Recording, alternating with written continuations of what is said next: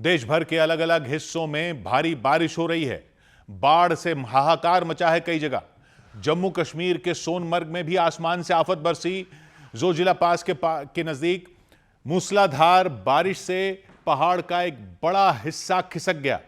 पहाड़ से मलबा आने की वजह से श्रीनगर को लद्दाख से जोड़ने वाला हाईवे बंद हो गया, ठप हो गया। हाईवे पर अचानक मलबे का सैलाब बहने लगा। कई गाड़ियां वहां फंस गई। लोगों की परेशानी बढ़ गई, उनकी जान पर बनाई, अफरा तफरी मच गई। हाईवे पर पहाड़ खिसकने से घंटों तक जाम लगा रहा क्योंकि वहां अचानक बाढ़ आ गई। कुछ ही सेकंड में कुदरत का कहर टूट पड़ा। पहाड़ से पानी और मलबे का सैलाब उतर आया। मलबा तेजी से नीचे बहने लगा। उसकी जद में जो कुछ भी आया वो उसे बहाता हुआ आगे बढ़ गया। उसके आसपास कई मकान थे, कई दुकानें थीं, नीचे टेंट लगे थे, सब पर खतरा मंडराने लगा। काफी दूर खड़े लोगों के दिलों में भी सिहरन पैदा होने लगी। बादल फट गया है, यहाँ पे बादल फट गया है। ऐसा भयावह मंजर लोगों की जान हलक में आ गई देखकर। जो जहां था वहीं रुक गया। गाड़ियों पर ब्रेक लग गए। मलबे के दोनों तरफ जैम लग गया। पहाड़ से मलबा गिरता रहा, सैलाब बहता रहा, सड़क पर मलबे का कब्जा हो गया।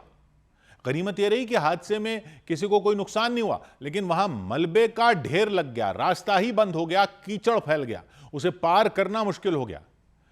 इसी तरह एक और जगह पहाड़ दरक गया, उसकी चट्टानें खिसक गईं, पहाड़ से बड़े बड़े पत्थर गिरने लगे, हाईवे बंद हो गया। हालांकि बॉर्डर पर सेना के लिए सड़क बनाने वाले संगठन बीआरओ ने वहां तुरंत मोर्चा संभाला। बीआरओ के जवान तुरंत एक्टिव हो गए, हरकत में आ गए, राहत और बचाव का काम शुरू कर दिया, मलबा हटाने का काम शुरू कर दिया।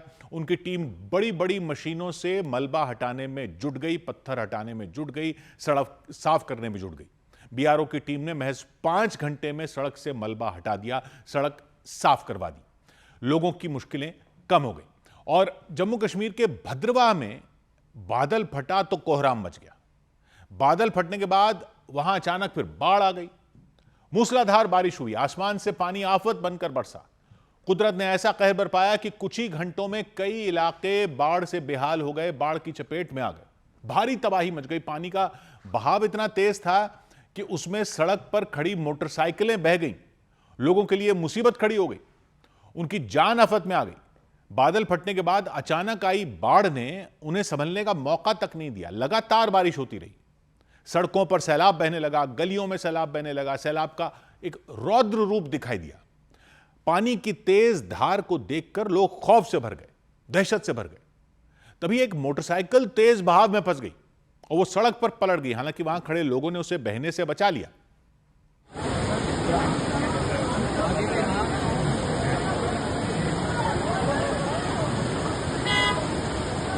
ऐसे ही कुछ और मोटरसाइकिलें पानी के तेज बहाव में बहने लगीं। सड़क पर खड़े लोगों के तो पैर भी लड़खड़ाने लग गए। हालांकि कुछ युवक राहत और बचाव के काम में जुट गए। वो एक दूसरे का हाथ पकड़कर मोटरसाइकिल निकालते नजर आए।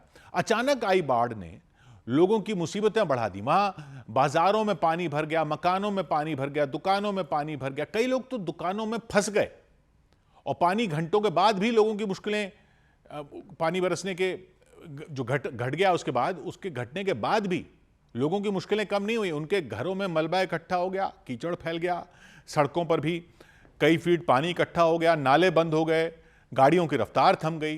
फिर खुदाई करने वाली मशीनों से सड़क की सफाई शुरू की गई। और जम्मू कश्मीर के सांबा में भी बादल फटने के बाद भीषण बाढ़ आ गई तो उसने भारी तबाही मचा दी। बेहिसाब बारिश हुई, नदी नाले उफान पर आ गए। कई लोगों के मकानों में पानी घुस गया, फिर दुकानों में पानी घुस गया, भारी नुकसान हुआ। एक हफ्ते के अंदर दूसरी बार बादल फटा वहां पर। पिछली बार जब बादल फटा था तब भी सैकड़ों लोगों पर उसका असर हुआ था और उससे लोग उबर भी नहीं पाए थे कि एक बार फिर उन पर कुदरत की मार पड़ गई। बादल फट गया, पानी सैलाब की तरह कई इलाकों में पहुंच गया। रास्ते में जो कुछ आया वो पानी के साथ बह गया, टूट गया, बर्बाद हो गया। एक इलाके में कई मकान तहस नहस हो गए। भयंकर बाढ़ ऐसी आई कि ऐसी तबाही मची कि उनका नामो निशान मिट गया। कई दुकानें बाढ़ में समा गईं। पानी के तेज बहाव ने सड़कों को भी नहीं छोड़ा। कई जगहों पर सड़कों पर बड़े बड़े गड्ढे बन गए, पहचानना मुश्किल हो गया वहां कभी सड़कें भी थीं।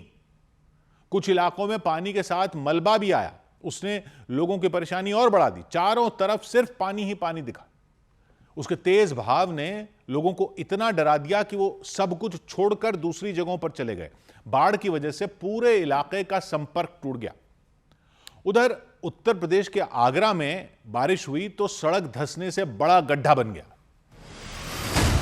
उत्तर प्रदेश के आगरा में बारिश के बीच एक बार फिर एक सड़क धंस गई और वहां बड़ा गड्ढा हो गया। सड़क धंसने की यह घटना एतमादुल्ला थाना इलाके में हुई। कुछ दिनों पहले आगरा के कमला नगर इलाके में एक सड़क धंस गई थी और 20 फीट गहरा गड्ढा हो गया था। उत्तराखंड के बागेश्वर में सरयू नदी में आए उफान के बाद निचले इलाकों में अलर्ट जारी कर दिया गया। बढ़ते जलस्तर को देखते हुए प्रशासन ने एहतियातन नदी किनारे के कुछ इलाकों को खाली भी करा लिया। साथ ही लोगों से नदियों और बरसाती नालों के पास नहीं जाने की अपील की। उत्तराखंड के पिथौरागढ़ में हुई भारी बारिश के बाद काली और गोरी नदी का जलस्तर बढ़ गया। हालात को देखते हुए पुलिस और प्रशासन ने अलर्ट जारी कर दिया और लोगों से नदी से दूर रहने की अपील की। गोरी नदी व काली नदी का जलस्तर बढ़ा हुआ है। बारिश होने के कारण लगातार और बढ़ रहा है। उधर हिमाचल प्रदेश के धर्मशाला में 25 घंटों से लगातार बारिश हुई तो लोगों की परेशानियां बढ़ गईं। कहीं पहाड़ खिसककर सड़क पर आ गया, कहीं सड़क पर सैलाब आ गया, कई गाड़ियां फंस गईं। नेशनल हाईवे पर पहाड़ का एक हिस्सा भरभरा कर आ गया। हिमाचल प्रदेश की एक सरकारी बस उसी वक्त वहां से जा रही थी। वो बाल बाल मलबे की चपेट में आने से बची। लेकिन बाढ़ और बारिश की सबसे खौफनाक तस्वीर धर्मशाला के कोतवाली बाजार इलाके से आई। भयानक बारिश हुई तो मैक्लोडगंज की तरफ जाने वाली सड़क पर पानी भर गया। एक जगह तो इतनी तेजी से पानी बहता दिखा कि लगा जैसे वहां कोई झरना फूट पड़ा हो। वो सड़क किसी नाले में तब्दील नजर आई। एक अस्पताल के पास एक कार फंस गई। कार सवार ने अपनी गाड़ी वहां से निकालने की कोशिश की, लेकिन पानी की रफ्तार इतनी तेज थी कि वो कार पीछे खिसकने लगी। इसी दौरान एक स्कूटर किसी खिलौने की तरह बहता दिखाई दिया। हालांकि वो आगे जाकर एक दूसरी कार से टकरा गया और अटक गया।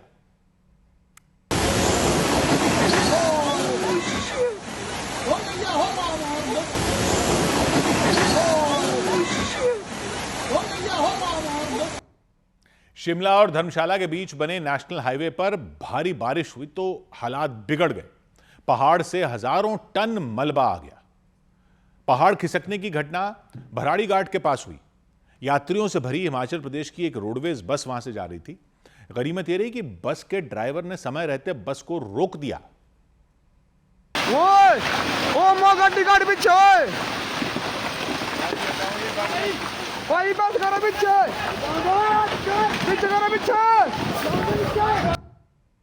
बस में सवार यात्री बाल बाल बच गए। पहाड़ से मलबा आने की वजह से हाईवे बंद हो गया। सभी यात्री वहीं फंस गए। मौसम विभाग ने अगले 6 दिन तक हिमाचल प्रदेश के कई इलाकों में भारी से बहुत भारी बारिश का अलर्ट जारी किया। यानी आने वाले हफ्ते में भी लोगों को आसमान से बरस रही आफत से राहत मिलती नहीं दिख रही।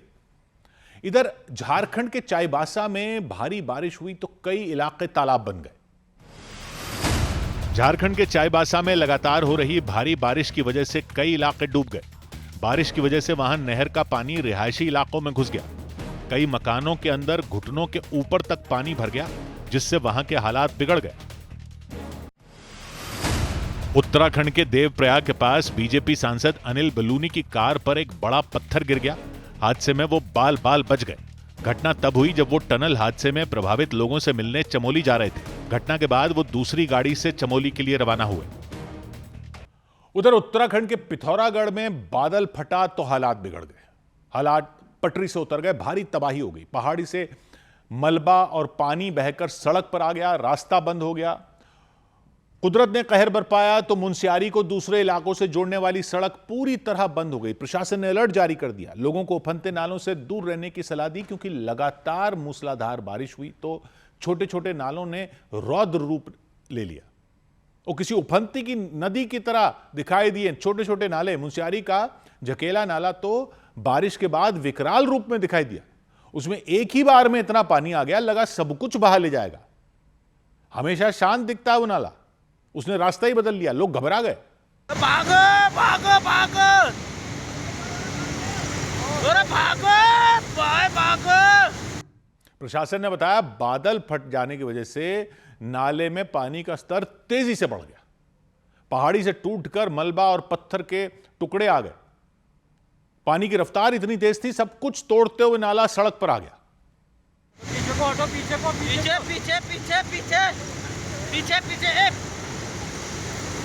भाई पूरा तोड़ दिया उनको भी। पूरा तबाही, पूरा तोड़ दिया उसको। पूरा तबाही। झकेला नाले ने रास्ता बदला तो मुंसरियारी से जाने वाले रास्ते बंद हो गए।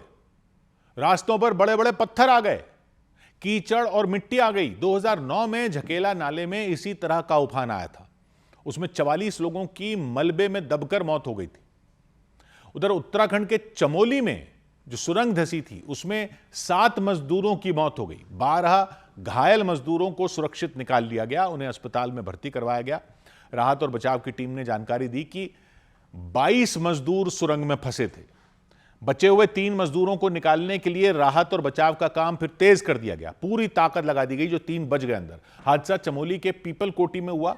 वहां हाइड्रो पावर प्रोजेक्ट के तहत ये सुरंग बनाई जा रही थी, यानी पानी से बिजली बनाने के लिए जो प्रोजेक्ट बनाया जा रहा है उसमें यह सुरंग बन रही थी। सुरंग करीब 3 किलोमीटर लंबी है। 12 साल से वहां काम चल रहा है। पहाड़ को तोड़कर अंदर सुरंग खोदी जा रही। लेकिन एक रोज पहले वहां भयानक हादसा हो गया। सुरंग अचानक धंस गई, उसमें पानी भर गया, मलबा भर गया, कीचड़ भर गया, मजदूर फंस गए अंदर।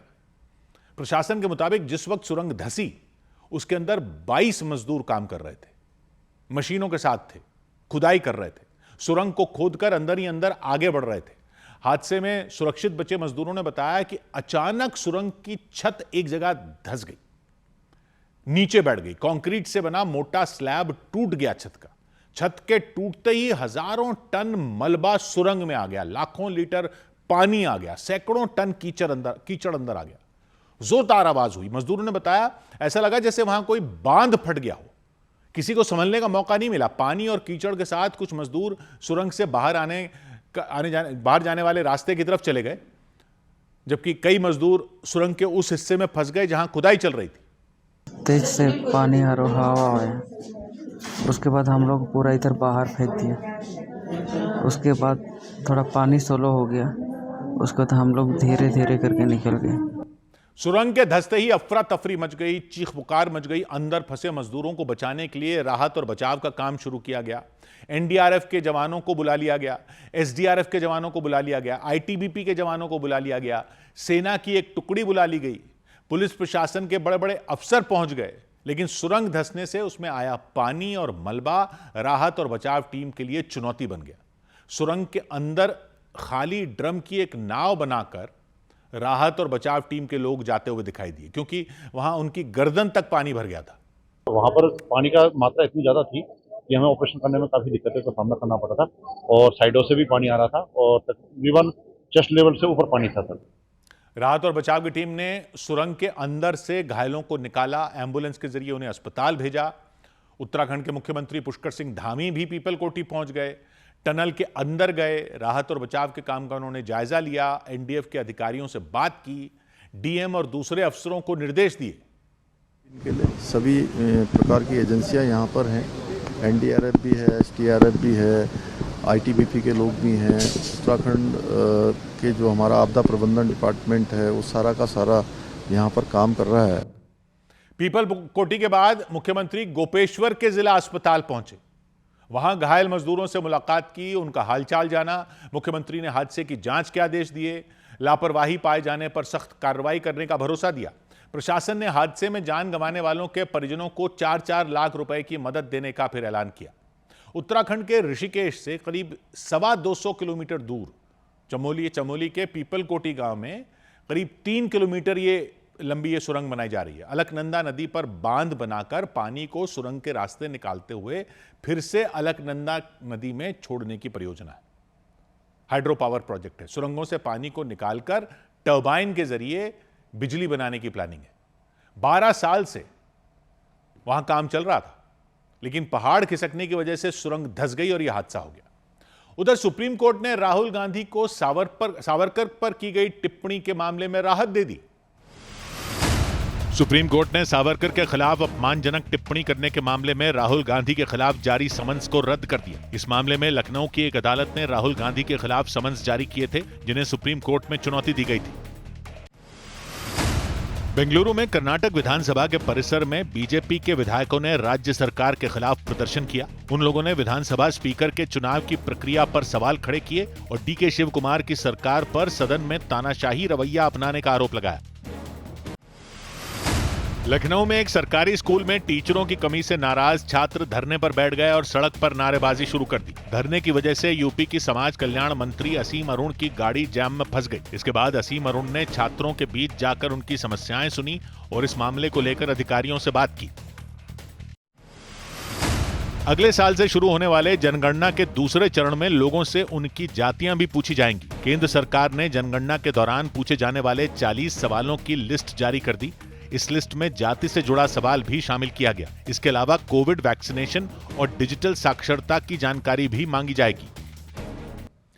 उधर राजस्थान के जयपुर में 12वीं में पढ़ने वाले एक बच्चे की मौत के बाद हंगामा खड़ा हो गया, बवाल हो गया। घर वालों ने उसके स्कूल के बाहर प्रदर्शन किया, स्कूल पर एक्शन लेने की मांग की, टीचरों को गिरफ्तार करने की मांग की। क्यों? बच्चे का नाम प्रिंस सोनी बताया गया। जयपुर के झोटवाड़ा इलाके में महाराणा प्रताप स्कूल है। उसी स्कूल में 17 साल का प्रिंस पढ़ता था। उसके दोस्तों ने दावा किया कि लंच टाइम में पैटीज खाने से उसकी तबीयत बिगड़ी और फिर थोड़ी देर में उसकी जान चली गई, जान ही चली गई। परिवार वालों ने आरोप लगाया कि तबीयत बिगड़ने पर स्कूल प्रशासन ने उसका इलाज नहीं कराया, उसे अस्पताल नहीं ले गए। इन आरोपों पर स्कूल से बात करने की कोशिश की गई, लेकिन स्कूल की तरफ से कुछ नहीं कहा गया। स्कूल ने कोई प्रतिक्रिया नहीं दी जब ये आरोप सारे लगे, कोई बयान जारी नहीं किया। लेकिन प्रिंस की मौत के बाद उसके परिवार में कोहराम मच गया, हाहाकार मच गया। इलाके में रहने वाले लोगों के साथ मिलकर परिवार वालों ने हंगामा कर दिया, स्कूल के बाहर प्रदर्शन शुरू कर दिया। स्कूल में पढ़ने वाले बच्चे भी प्रदर्शन में शामिल हुए, हाथों में प्रिंस की तस्वीर लेकर नारे लगाते रहे, इंसाफ की मांग करते रहे, स्कूल पर कार्रवाई किए जाने की अपील करते रहे। जयपुर के जोटवाड़ा के अंदर ही स्कूल है और आप देखिए कि यहाँ पर सुबह से परिजन और आसपास के लोग हंगामा कर रहे हैं, बवाल कर रहे हैं, नाराजगी या नारेबाजी कर रहे हैं। स्कूल में पढ़ने वाले एक बच्चे के मुताबिक प्रिंस ने लंच टाइम में कैंटीन से खरीदकर पैटीज खाई थी। छात्र ने दावा किया पैटीज खराब थी और जल्दी जल्दी खाने के चक्कर में एक टुकड़ा प्रिंस के गले में फंस गया था। उसके अटक गई पेटीज यहाँ पर। वो भागता भागता जब गया वहां पर, पेटीज में भी दिक्कत थी, उसकी जल्दी खाली उसने उसके अटक गई। वहां जब वो उधर गया, उधर से उसका जीव निकल गया वहीं पे। प्रिंस की तबीयत बिगड़ी तो स्कूल के स्टाफ और कुछ टीचरों ने मिलकर उसे एक सोफे पर लेटा दिया। कुछ लोग उसे सीपीआर देते दिखाई दिए, कोई हवा करता नजर आया। परिवार वालों ने आरोप लगाया कि प्रिंस की हालत खराब होने के बाद भी स्कूल वाले उसे अस्पताल नहीं ले गए, उसका इलाज सही से नहीं करवाया, जबकि स्कूल से सिर्फ 100 मीटर की दूरी पर अस्पताल है, बगल में ही है। प्रिंस की मां के मुताबिक उनके स्कूल पहुंचने के बाद बच्चे को अस्पताल ले जाया गया। तब तक देर हो चुकी थी, प्रिंस की सांसें ही थम चुकी थी, जान जा चुकी थी उसकी। इन्होंने ट्रीटमेंट नहीं दिया। मैं गई, मेरा बच्चा आना चाहिए, बाहर निकली हुई है, नीला पड़ गया, हाथ ठंडे हो गए।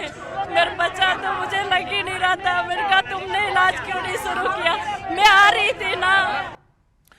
प्रिंस की मां का रो रो कर बुरा हाल हो गया, उनकी बहन का रो रो कर बुरा हाल हो गया, प्रिंस की नानी के आंखों से आंसू नहीं थम रहे। परिवार ने स्कूल प्रशासन पर लापरवाही का आरोप लगाया कि स्कूल की गलती से उनका बेटा इस दुनिया से चला गया, कि स्कूल में पढ़ाने वाले टीचरों ने प्रिंस की मदद नहीं की, उसे सही समय पर अस्पताल नहीं ले गए। लेकिन मेरा बच्चा नहीं था भैया, मैं समझती हूँ, मैं माँ हूँ, उसकी एहसास मेरे को पता है कब चली कब नहीं चली भैया। इनके सामने मेरा बच्चा मर गया, सामने में मरे हुए बच्चे को ये हवा दे रहे हैं, इनको बाहर निकालो, आप इनको बाहर निकालो। मेरा बच्चा मार दिया इन्होंने, यहीं पे मार दिया मेरा बच्चा। स्कूल के बाहर प्रिंस के घर वालों ने काफी देर तक हंगामा किया, पुलिस और प्रशासन से इंसाफ की गुहार लगाई, स्कूल पर ताला लगाए जाने की मांग की, स्कूल को बंद करने की मांग की। उधर हरियाणा के अंबाला में सिख समुदाय के कुछ युवकों की गिरफ्तारी के विरोध में हुए बवाल के बाद 16 लोगों पर केस दर्ज कर लिया गया, एफआईआर दर्ज कर ली गई, आरोपियों की तलाश शुरू कर दी गई। पुलिस उन्हें ढूंढने में जुट गई। एक रोज पहले दिल्ली को अमृतसर से जोड़ने वाले नेशनल हाईवे पर बवाल हुआ था। पुलिस और प्रदर्शनकारी आमने सामने आ गए थे, भिड़ गए थे। हालात संभालने के लिए पुलिस ने लाठीचार्ज कर दिया, आंसू गैस के गोले दागे थे। यह पूरा बवाल 7 अगस्त को एक घटना की वजह से हुआ था। 7 अगस्त को जो घटना हुई थी उसकी वजह से यह हुआ। International anti Khalistan terrorist front नाम का एक संगठन है। संगठन के अध्यक्ष हैं गुरसिमरन सिंह। वो अंबाला में पंजोखरा साहिब गुरुद्वारे गए थे। कुछ लोगों ने आरोप लगाया कि उनकी गाड़ी ने गुरुद्वारे के पास कुछ लोगों को टक्कर मार दी थी। इससे नाराज लोगों ने उनकी गाड़ी तोड़ दी थी। तो गुरसिमरन सिंह ने आरोप लगाया कि उनके साथ मारपीट की गई थी। उसी मामले में उनकी शिकायत पर पुलिस ने 2 युवकों को गिरफ्तार कर लिया था और उनकी रिहाई की मांग करते हुए बड़ी संख्या में सिख समुदाय के लोग दिल्ली अमृतसर हाईवे पर पहुंच गए थे। उन लोगों ने हंगामा कर दिया था, जैम लगा दिया। पुलिस अधिकारियों ने बवाल कर रहे लोगों से बातचीत शुरू की। कई बार बातचीत भी हुई, जैम खुलवाने की कोशिश की गई, मनाने की कोशिश की गई, लेकिन बात नहीं बनी। पुलिस के मुताबिक भीड़ में कई लोग धारदार हथियार के साथ मौजूद थे। पुलिस ने उनकी तस्वीरें जारी की। पुलिस का कहना है जैसे ही अंधेरा हुआ उन लोगों ने जवानों पर हमला कर दिया, पथराव कर दिया, धारदार हथियार से हमले शुरू कर दिए। भाले से हमला किया, फरसे से हमला किया, तलवारों से हमला किया, पुलिस कह रही है कुल्हाड़ियों से अटैक किया। हमारे एक बीएसपी के ऊपर फरसे से अटैक हुआ जिससे उसका हाथ कट गया और अंगूठा कटने के कगार पे है, जिसकी वजह से थोड़ा सा फोर्स यूज करके हाईवे को क्लियर कराना की कोशिश की गई है। पुलिस पर हमला हुआ तो बवाल बच गया। पुलिस के जवानों ने भी मोर्चा संभाला, उपद्रवियों को खदेड़ना शुरू किया, लाठीचार्ज कर दिया। पुलिस के जवान हाईवे पर उपद्रवियों को दौड़ाते नजर आए, खदेड़ते नजर आए, भगाते हुए नजर आए, लेकिन हालात नहीं संभले, जस के तस बने रहे। इस पर पुलिस ने उन पर आंसू गैस के गोले दागने शुरू कर दिए। एक के बाद एक कई गोले दागे।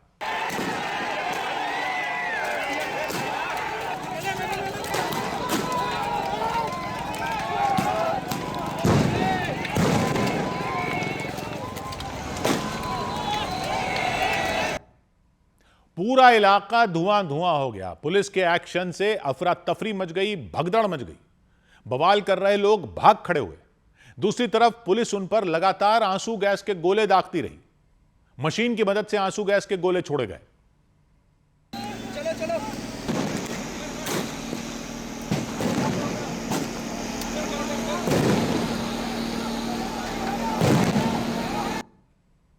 पुलिस और उपद्रवियों के बीच काफी देर तक हिंसक झड़प होती रही। इलाके में दहशत मच गई।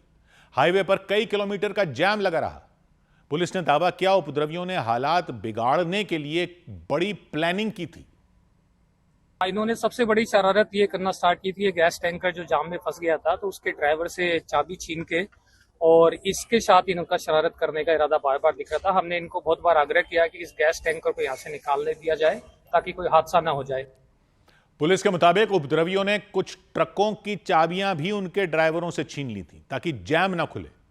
करीब 7 घंटे तक दिल्ली अमृतसर हाईवे पर जाम लगा रहा। हालांकि पुलिस ने किसी तरह उपद्रवियों को खदेड़कर जाम खुलवा दिया, लेकिन इस घटना में पुलिस के कई अधिकारी और जवान घायल हो गए। उनमें 7 पुलिसकर्मियों की हालत गंभीर बताई गई। इधर उत्तर प्रदेश के हापुड़ में पुलिस ने आतंकी संगठन जैश ए मोहम्मद से संबंध रखने के आरोप में 2 संदिग्धों को गिरफ्तार कर लिया।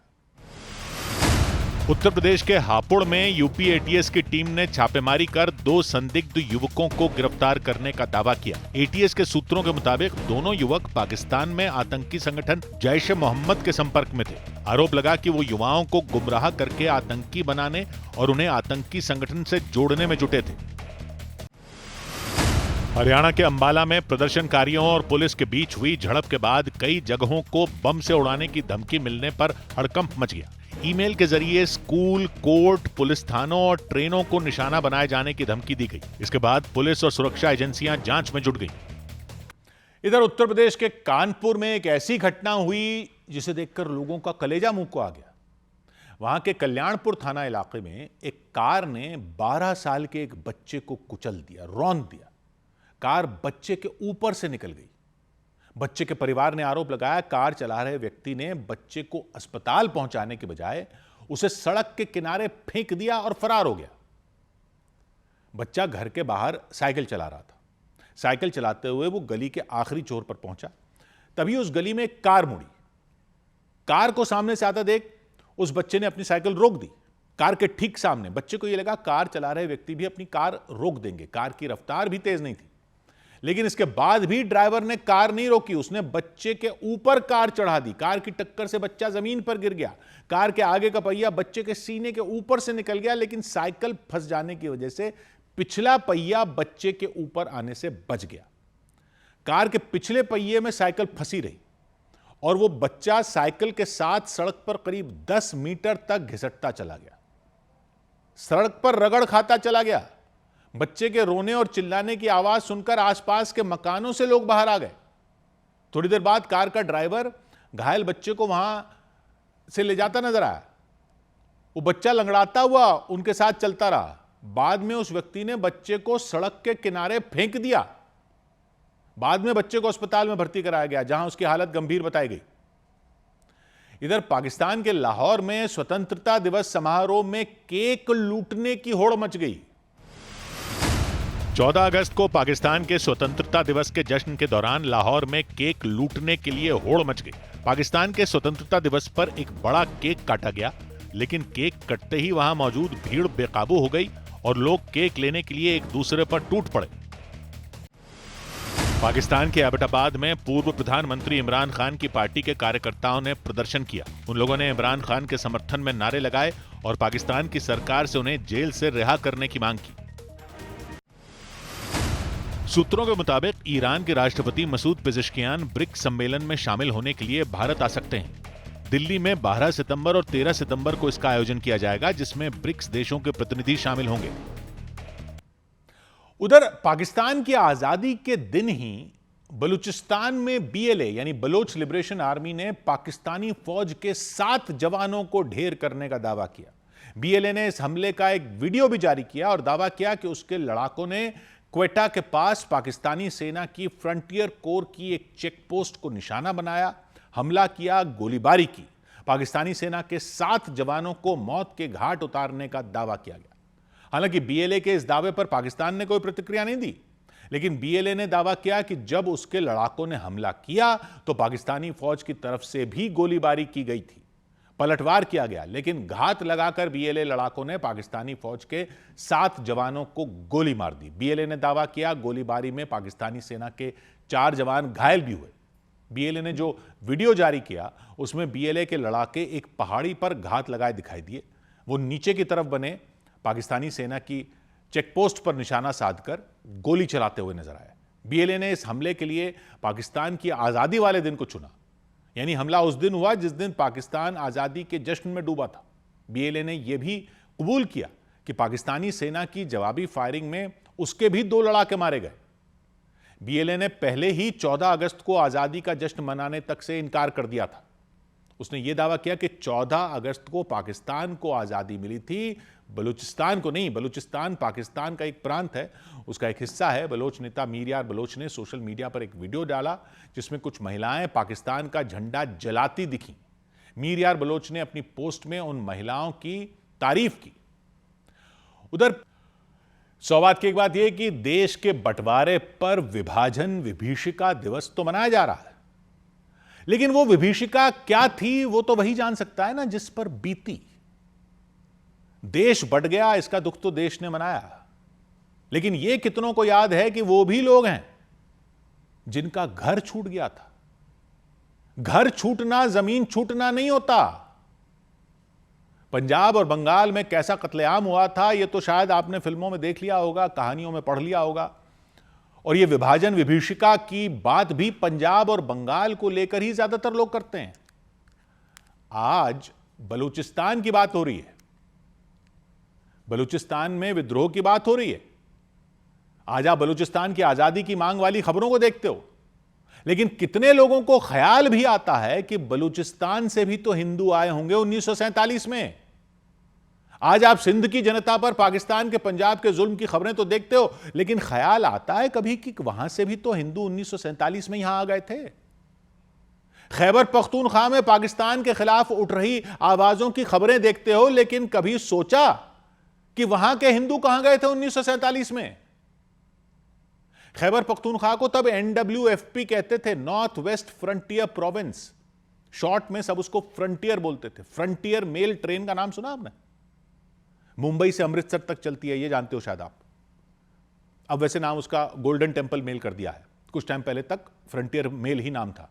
वो इसलिए नाम था क्योंकि यह ट्रेन अंग्रेजों के जमाने में बॉम्बे से फ्रंटियर तक जाती थी, यानी खैबर पख्तूनख्वा तक। तो हां, पंजाब और बंगाल में बहुत हिंसा हुई थी, दंगे हुए थे, वो सब कुछ हुआ था जो आपने सुना है, लेकिन विभाजन की विभीषिका तो बलूचिस्तान के हिंदुओं ने भी झेली ना, खैबर के हिंदुओं ने भी झेली, सिंध के हिंदू भी तो आए। तो वो सब लोग क्यों अपनी बात नहीं करते? उनकी कहानियों की बात क्यों नहीं होती? हां, पंजाब और बंगाल में जो हुआ वो कभी नहीं भूलना चाहिए, लेकिन इतनी सनातन सनातन की बात करते हैं तो यह भी तो याद करो कि पहला शक्तिपीठ कहां है। यह माना जाता है ना कि देवी सती के शरीर के अंग अलग अलग जगह गिरे, तो मस्तक तो बलूचिस्तान में गिरा था, यह माना जाता है। हिंगलाज माता का नाम सुना आपने? पहला शक्तिपीठ वहां है, बलूचिस्तान में। विभाजन विभीषिका वो भी है। वेदों की बात करते हैं हम, लेकिन वेद कहां की बात करते हैं?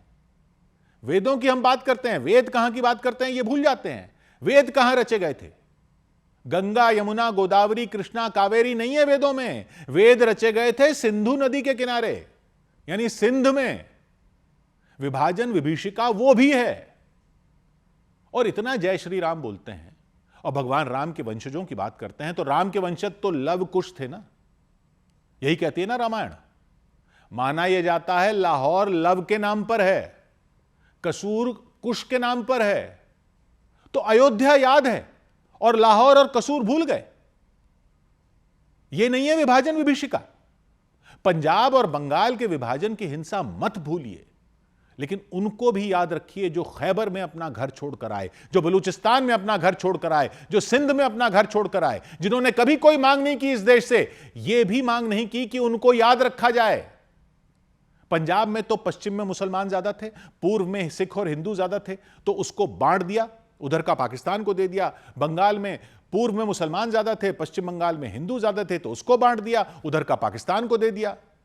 फ्रंटियर तो पूरा दे दिया, बलूचिस्तान तो पूरा दे दिया, सिंध तो पूरा दे दिया। इसलिए पूरा पूरा दे दिया क्योंकि हिंदू किसी एक खास इलाके में ज्यादा नहीं थे वहां पर। ऐसा पूरब पश्चिम हिंदू मुसलमान में नहीं बटा हुआ था, यह वहां के हिंदुओं का कसूर था। सिंध में हिंदू 1/3 से भी कम थे, लेकिन शहरों में हिंदू ज्यादा थे, गांवों में मुसलमान थे। थोड़ी बहुत टेंशन सिंध में भी हो गई थी हिंदू मुसलमान वाली, लेकिन वैसा जहर नहीं घुला था हवा में आजादी के टाइम जैसा पंजाब और बंगाल में घुल चुका था। विभाजन की विभीषिका को याद रखना है तो उस जहर को जरूर याद रखना है जिसकी वजह से विभाजन हुआ, वो हिंदू मुसलमान वाला जहर। आप शायद ना जानते हो ये कि सावन के टाइम सिंधियों में चालीहा साहब का पर्व मनाया जाता है। ऐसा माना जाता है कि सिंध में एक जगह कोई 1000 साल पहले एक मुस्लिम राजा था जिसने सब हिंदुओं को इस्लाम कबूल करने का आदेश सुनाया। तो उन्होंने वक्त मांगा और वो सिंधु नदी की उपासना करते थे, जल देवता की, वरुण देवता की उपासना करते थे। उन्होंने कड़ा उपवास रखा सिंधु नदी के किनारे और 40 दिन के उनके तप के बाद वरुण देवता प्रकट हुए। उन्होंने बताया कि वो एक परिवार में जन्म लेंगे और वो बालक उस मुस्लिम शासक से हिंदुओं को बचाएगा और बालक की पहचान ये होगी कि उसका पालना अपने आप झूलेगा। तो मान्यता है कि बालक ने जन्म लिया क्योंकि पालना अपने आप झूल रहा था, तो उनका इसलिए नाम भगवान झूलेलाल कहलाया गया। और झूलेलाल ने क्या किया? ये 40 दिन के बाद होता है, इसलिए वो चालीहा साहब माना जाता है। झूलेलाल ने क्या किया? भगवान झूलेलाल ने उस मुस्लिम शासक को भी अपना भक्त बना लिया। उसे मारा नहीं, उसे सिखाया कि तुम्हारा भी रास्ता वहीं जाता है जहां हिंदुओं का जाता है, तो हिंदुओं को अपना धर्म नहीं बदलना पड़ा। और आज तक सिंध में झूलेलाल के तीर्थ में मंदिर भी है जहां पर 4 चिराग जलते हैं। गाना सुना होगा आपने, जानते नहीं होगे। 4 चिराग जलते हैं, वहीं पर साथ में मस्जिद भी है। जब वहां उत्सव होता है तो हिंदुओं का भी होता है, मुसलमानों का भी होता है, आज भी होता है। और हर साल सावन में 40 दिन सिंध के लोग चालीहा साहब का उपवास रखते हैं। हिंगलाज माता की तीर्थ यात्रा पर सिंध के कई मुसलमान भी जाते हैं। वो उसको कहते हैं नानी का हज। हिंदुओं की शक्तिपीठ की यात्रा उनके लिए हज है। तो जब यह तय हो गया था कि सिंध पाकिस्तान में जाएगा, तो कुछ कुछ जगह थोड़ा तनाव जरूर हुआ था सिंध में, लेकिन किसी ने यह नहीं सोचा था कि उनको सिंध हमेशा के लिए छोड़ना ही पड़ जाएगा। हिंदू थोड़ा असहज तो हुए थे कि अब वो भारत के नहीं बल्कि पाकिस्तान के नागरिक होंगे, लेकिन दंगे और बड़ी हिंसा हो रही थी पंजाब में। और जब आजादी हुई और विभाजन हुआ, तब तो ऐसा संयोग था कि चालिहा साहब के 40 दिन चल रहे थे और रमजान का महीना भी था। यानी सिंध में हिंदू 40 दिन के चालिहा साहब का उपवास पर थे और मुसलमान रमजान के रोजों पर थे। लेकिन फिर जिन्ना ने पाकिस्तान की राजधानी कराची को बना दिया। कराची में हिंदू ज्यादा थे। कराची, हैदराबाद, शिकारपुर, सक्खर, लाड़काना, सभी शहरों में हिंदुओं की अच्छी खासी आबादी थी। पंजाब में विभाजन पर हिंसा हुई तो उधर के पंजाब से सिखों और हिंदुओं का पलायन इधर हुआ और इधर के पंजाब से मुसलमान उधर गए। वो तो हिंसा की वजह से पलायन हुआ। लेकिन बहुत सारे ऐसे मुसलमान भी थे जो जिन्ना के दिखाए सपने की लालच में पाकिस्तान चले गए। जिनको यहां कोई हिंसा का डर नहीं था, वो भी गए। उनको सपने दिखाए गए कि पाकिस्तान में मुसलमानों को सब कुछ मिलेगा। वो वहां नई दुनिया बसाने गए थे। बहुत सारे इसलिए नहीं गए क्योंकि यहां उनकी दुनिया उजड़ गई थी। बहुत सारे तो ऐसे गए कि एक भाई यहां रह गया और दूसरा भाई पाकिस्तान चला गया कि देखते हैं वहां क्या जिंदगी बनती है। वो नई दुनिया बसाने गए थे। कई छोटे पदों पर यहां मुसलमान थे, नौकरियों पर, तो वो पाकिस्तान इसलिए गए क्योंकि उनको सपना दिखाया गया कि वहां उनको अफसर बना दिया जाएगा। यहां तो अफसर बन नहीं पाओगे। लेकिन यहां से तो दिल्ली से भी गए, यूपी से भी गए, बिहार से भी गए, मध्य भारत से भी गए। वो सब कहां गए? कहां बसाए गए? सिंध में, ज्यादातर सिंध में। और सिंध में हिंदुओं ने देखा कि उनके पड़ोसी सिंधी मुसलमान तो हैं, लेकिन ये दिल्ली, यूपी, बिहार से आए मुसलमान आए जा रहे हैं, ट्रेनें भर भर के आए जा रहे हैं। कहने को जिन्ना कह रहे थे कि पाकिस्तान में सब कौमें रहेंगी, लेकिन उधर से मुसलमान आए जा रहे थे जिनको सिंध में बसाया जा रहा था। अगस्त में आए, सितंबर में आए, अक्टूबर में आए, नवंबर में आए। सिंध में तब तक कोई खास हिंसा नहीं हुई थी। फिर दिसंबर आते आते तो तनाव बढ़ने लगा, इतने सारे आ गए। वहां के सिंधी मुसलमानों और हिंदुओं में उतना तनाव नहीं था जितना यहां दिल्ली, यूपी से गए मुसलमानों की वजह से बढ़ गया था। और धीरे धीरे दिल्ली, यूपी, बिहार, मध्य भारत से जो लोग सिंध में आते जा रहे थे, उनके साथ नफरत का जहर भी आता जा रहा था। और दिसंबर में जाकर हैदराबाद में दंगे भड़के, सिंध के हैदराबाद में। फिर जनवरी में कराची में दंगे हो गए 1948 में। और 1948 की शुरुआत में फिर सिंध भी जलने लगा और सिंध से हिंदुओं ने पलायन करना शुरू किया। वो जब सिंध में दंगे शुरू हुए, यहां से लोग गए, उसके बाद अपने घर बार छोड़कर, ताला लगाकर वो भी चल दिए। कोई पानी के स्टीमर पर, कोई ट्रेन में, कोई बैलगाड़ी पर, कोई पैदल, घरों को ताला लगाकर आए। और आप पूछेंगे ना, तो उनमें से बहुत से आपको बताएंगे कि पता है चाबी किसको देकर आए थे। बहुत से लोग बताते हैं कि चाबी अपने सिंधी मुसलमान पड़ोसी को देकर आए थे घर की, कि ख्याल रखना, जब माहौल ठीक होगा तो लौटेंगे। वो दिन कभी नहीं आया, क्योंकि नफरत का जहर फैल चुका था।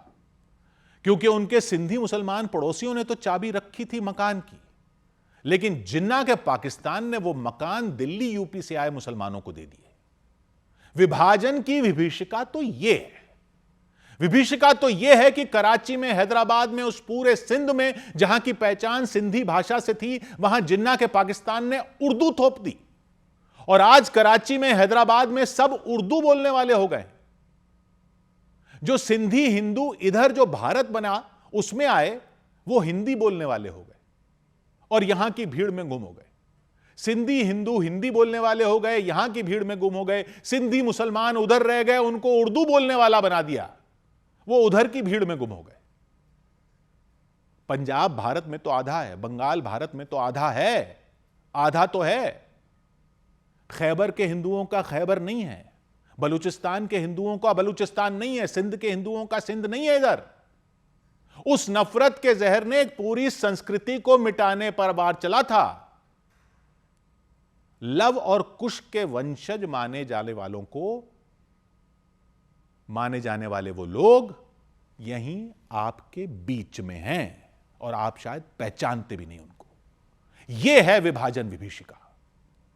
हिंदू मुसलमान का जहर होता है तो दिखना बंद हो जाता है। यह है विभाजन विभीषिका, भूलना मत। 100 बात की एक बात। उधर सूत्रों ने बताया कि पूर्व क्रिकेटर वीवीएस लक्ष्मण को बीसीसीआई में डायरेक्टर ऑफ क्रिकेट की जिम्मेदारी मिल सकती है। सूत्रों के मुताबिक पूर्व क्रिकेटर वीवीएस लक्ष्मण को बीसीसीआई डायरेक्टर ऑफ क्रिकेट का पद दे सकती है। इससे पहले अजीत अगरकर का कार्यकाल पूरा होने के बाद उन्हें चीफ सिलेक्टर बनाए जाने की अटकलें सामने आई थी। श्रीलंका दौरे पर गई टीम इंडिया कल अपना 600वां टेस्ट मैच खेलने मैदान पर उतरेगी। ये मैच गॉल इंटरनेशनल स्टेडियम में खेला जाएगा। इस दौरे पर टीम इंडिया 2 टेस्ट मैच खेलेगी। दूसरा टेस्ट मैच 23 अगस्त से कोलंबो में खेला जाएगा। प्रधानमंत्री नरेंद्र मोदी की अपील पर महाराष्ट्र के बीजेपी अध्यक्ष रविंद्र चव्हाण ने ठाणे में अपने घर पर तिरंगा झंडा फहराया। उनका पूरा परिवार भी उनके साथ हर घर तिरंगा अभियान में शामिल हुआ। इधर जापान में भारी बारिश के बाद कई इलाकों में कोहराम मच गया। पानी भर जाने की वजह से वहां की रेल सेवा ठप हो गई। राजधानी टोक्यो के नजदीक चीबा प्रांत में महज 1 घंटे में 14 इंच से ज्यादा बारिश हो गई। सामान्य तौर पर इतनी बारिश पर पूरे अगस्त महीने में होती है। पिछले साल वहां पूरे अगस्त महीने में इतनी बारिश हुई थी। बारिश के बाद चीबा के ज्यादातर इलाके लबालब हो गए। जापान के मीडिया ने बताया कि बाढ़ की वजह से 4 लोगों की वहां जान चली गई, 5 लोग घायल हो गए। आसमान से आफत बरसी, सब कुछ उसने ठप कर दिया। रेल पटरियां पानी में डूब गई, सड़कें पानी में डूब गई, बाजार डूब गए, शॉपिंग मॉल के निचले हिस्से पानी में डूब गए, मेट्रो स्टेशनों पर पानी भर गया, रेल की पटरियों पर पानी भर गया तो रेल सेवा ठप हो गई। स्टेशनों पर लोग परेशान दिखे। टोक्यो के अंतर्राष्ट्रीय हवाई अड्डे पर यात्री फंस गए, हजारों यात्री फंस गए क्योंकि खराब मौसम की वजह से विमानों की उड़ानें रोक दी गईं। चीबा प्रांत में सड़कें तो नदी बन गईं, पार्किंग में खड़ी गाड़ियां डूब गईं। जहां तक नजरें गईं वहां बस पानी ही पानी नजर आया। पानी की निकासी के लिए बनाई गई लाइनें पूरी तरह भर गईं। एक जगह तो पानी का फव्वारा निकलता दिखाई दिया। रेलवे स्टेशन पर यात्रियों के लिए बनाए गए एस्केलेटर से किसी झरने की तरह पानी गिरता दिखा।